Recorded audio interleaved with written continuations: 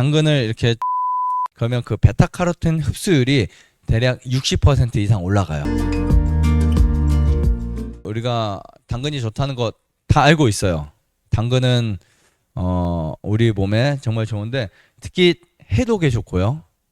노화 억제에 좋고 항암에 좋습니다. 이 세 가지 정말 좋은데 그냥 저는 이렇게 생각해요. 당근은 제대로 된 건강식품이다. 우리가 어떤 영양제를 먹는 것보다 차라리 당근을 꾸준히 먹는 게 훨씬 나을 수도 있어요. 물론 당근의 부작용은 많이 먹으면 피부색이 노래질 수 있는 거 빼놓고는 뭐 크게 해가 되지 않습니다. 제가 많이 드셔도 된다는 말은 여러분들이 뭐 이렇게 즙을 짜서 뭐 하루에 10잔씩 이렇게 드시라는 거 아니에요. 그냥 먹는 거예요. 근데 건강식 특징이 먹어도 중독이 안 된다는 거잖아요. 우리가 빵을 먹으면 빵 계속 먹고 싶고 과식하지만 당근은 우리가 과식을 못 해요, 사실은요. 당근은 우리가 한 10개씩 먹을 수 없잖아요. 그죠? 당근을 막 지금 먹고 점심때 먹고 또 먹고 할 수 없이 질려요. 당근을 많이 드시라고 해봐야 하루에 하나 드시거나 이틀에 한두 개 이 정도밖에 못 드시기 때문에 충분히 드셔라 이렇게 표현 드리는 거고요. 당근의 주 성분을 보면 베타카로틴입니다. 우리가 당근에서 얻을 수 있는 기대치의 영양소는 베타카로틴이에요. 그리고 멀티비타민이라고 볼 수도 있겠죠. 효소도 정말 많습니다. 예전엔 유럽 쪽에서는 어떤 밭이 좋지 않다 그러면 당근을 심어요. 거기에 어떤 화학 물질이 많거나 독성 물질이 많으면 당근을 심어서 해독을 시킨다고 합니다. 우리가 미나리도 그런 역할을 하고요. 콩도 그런 역할을 해요. 콩. 땅이 척박한 땅에는 콩을 심으면 정말 좋은 게 콩뿌리에는 콩뿌리 박테리아가 있어요. 들어보실지 모르겠지만 그 콩뿌리 박테리아에서 우리가 보이지 않는 엄청 많은 미생물들이 거기에 서식을 해요. 콩뿌리가 이제 번식을 하면 커지면서 그 뿌리의 박테리아가 만들어져요. 그런데 되게 재밌는 게 뭐냐면 이 콩을 몇 년 심잖아요. 그럼 땅이 굉장히 좋아져요. 돌은 없앨 수 없지만 땅이 부드러워지고 건강해지는 거예요. 저희 땅들이 사실은 예전에 엄청 안 좋았어요. 그냥 막 호미질하면 안 들어갔어요. 근데 지금은 돌은 많은데도 이상하게 감작할 때 잘 캐지잖아요. 신기하게. 왜 그런지 아세요? 지렁이 많아서 그래요. 지렁이가 땅을 비옥하게 만드는 거죠. 땅을 건강하게 만드는 거예요. 그러니까 여러분들 몸도 땅이라고 보시면 돼요. 사실은요. 땅. 당근은 이렇게 유럽에서는 땅을 해독하는데 사용했었다는 이야기들이 있습니다. 이건 제가 보지 않고 논문이나 이런 게 없어서 제가 확실하게 말씀 못 드리지만 그런 이야기들은 꽤 많이 있었어요. 참고만 하시고 우리 몸은 외부의 유해한 요소들과 끊임없이 싸움을 해요. 이것을 면역 체계 면역 활동 혹은 항원 항체 싸움이라고 보통 보고 있어요. 그러니까 항체가 우리 몸이죠. 항원이 우리 몸을 공격하는 물질들이에요. 그런 것들을 우리 몸이 막는 역할을 한다라고 볼 수 있는데 이때 면역력이라고 하는 게 동원이 됩니다. 그때 그런 불이 켜지죠. 면역 활동이 막 일어나기 시작합니다. 당근의 핵심 키워드는 베타카로틴인데 이 베타카로틴이 가장 우리 몸에 기대를 해줄 수 있는 기대치 요소는 바로 면역이라는 단어예요. 생당근 100g에 베타카로틴이 무려 5516 마이크로그램이 들어있대요. 보통 1g에 1000분의 1이 1 마이크로그램이거든요. 근데 물론 이렇게 보면 되게 작은 것 같지만 당근에 이 정도가 들어있다는 것은 식물에서는 최고치입니다. 거의. 고구마도 많고요. 단호박도 많고요. 늙은 호박도 많지만 당근에 정말 많아요. 당근 드실 때마다 여러분들이 이건 정말 건강식품이야 라고 생각하시면 좋겠고요. 정말 이거는 영양제라고 생각하셔도 돼요. 영양제. 우리가 뭔가 캡슐로 먹지 않는 직접 먹을 수 있는 영양제라고 보시면 됩니다. 자, 그런데 이때 이 베타카로틴이 비타민 A로 전환이 돼요. 비타민 A. 그래서 우리 몸의 방어선, 그러니까 최전 방어선 면역을 구축시킵니다. 영양가가 높고요. 그리고 정말 좋은 거는 저는 이 당근을 요즘엔 이렇게 부르고 싶어요. 천연 투석제, 신장 청소제 이렇게 보고 싶어요. 이렇게 부르고 싶어요. 그 정도로 신장이 안 좋은 분들에게는 정말 좋은데 혈액순환에도 엄청 좋습니다. 실제로. 당근을 여러분들이 좋다는 건 알지만 띄엄띄엄 드시잖아요. 아예 당근을 진짜 여러분들이 맘먹고 일주일에 한 5일씩 한 2달, 3달 드셔보세요. 엄청 놀라운 일들이 일어날 수 있어요. 근데 이거를 즙 말고 생거, 익힌 거, 볶은 거 여러 가지 돌아가면서 먹는 것도 굉장히 좋습니다. 비타민이 정말 많아요. 그래서 활성산소를 억제한다 그래서 노화 억제에 정말 좋다 이렇게 볼 수 있고요. 그 다음에 소화관을 보호하고 당근의 이 특수 섬유질들이 변비를 예방합니다. 실제로. 그리고 혈액의 노폐물이 끼는 것을 막아주기 때문에 신장에서는 아마 어떻게 보면 최고의 좋은 식품이 아닐까, 신장에서 볼 때 이렇게 생각할 수 있어요.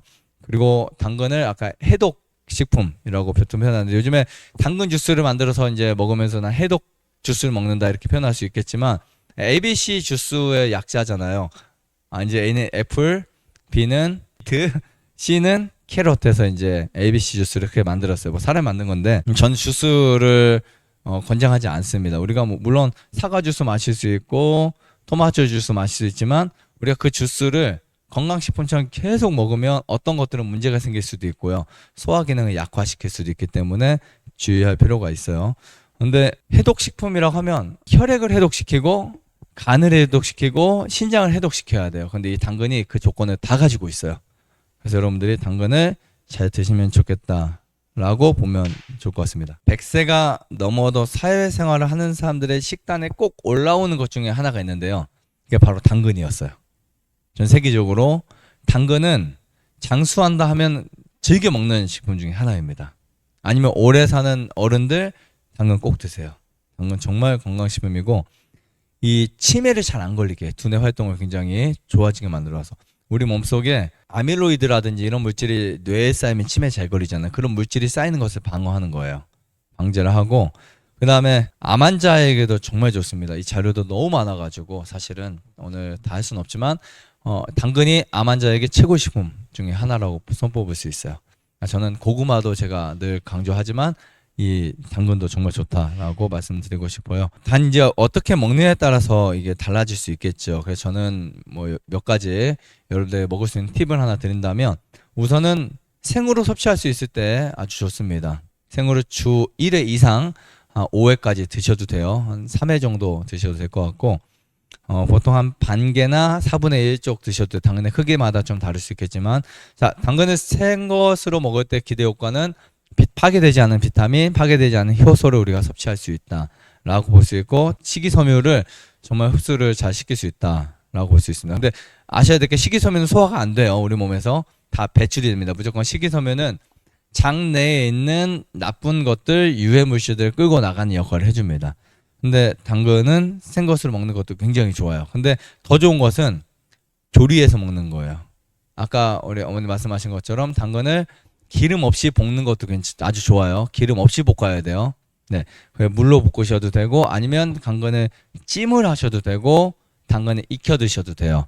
근데 당근을 이렇게 쭉 익히잖아요. 그러면 그 베타카로틴 흡수율이 대략 60% 이상 올라가요. 생것을 먹을 때보다.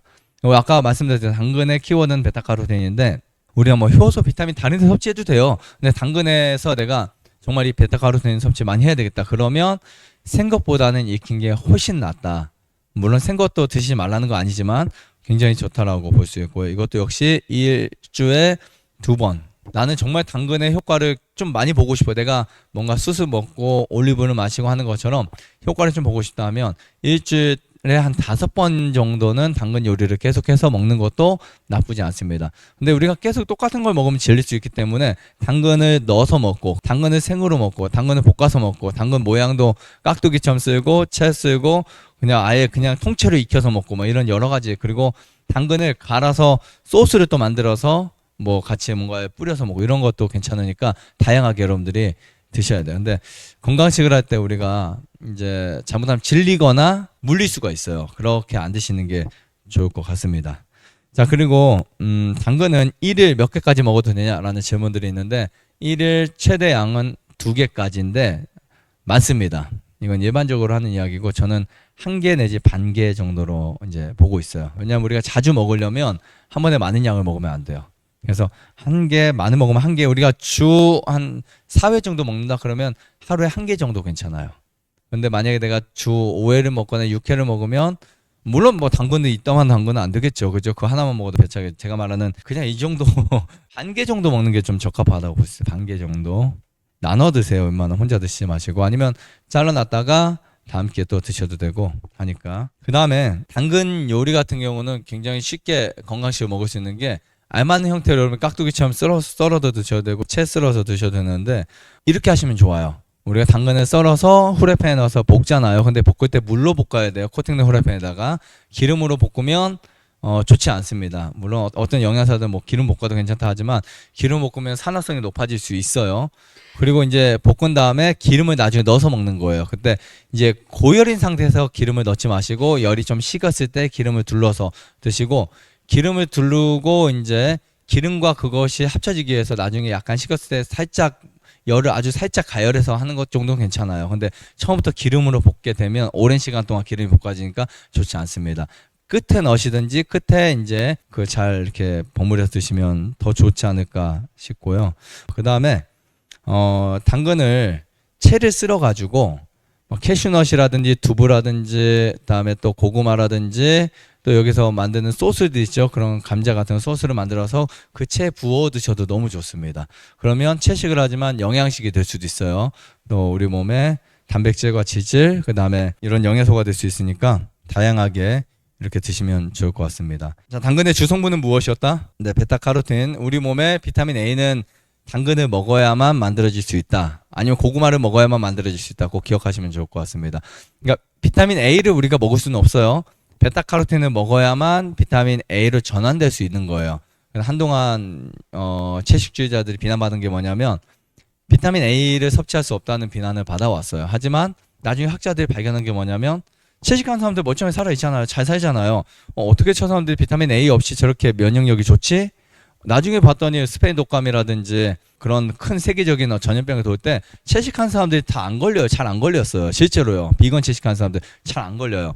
그래서 그 이유를 봤더니 면역체가 높은 거예요. 근데 고기를 안 먹는데 왜 저 사람들 면역체가 높을까 봤더니 베타카로틴이 비타민 A로 바뀌는 거였어요.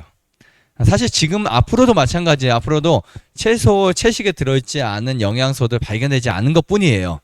그것이 어떻게 활성화되고 어떻게 영양소들이 이렇게 전환되는지 우리가 아직도 확실하게 이해할 수는 없지만 우리에게 먹을 먹거리는 곡식과 채소와 과일과 견과와 씨앗들이었다. 이렇게 보시면 답은 간단해집니다. 좋아요, 구독, 안내자전 눌러주세요.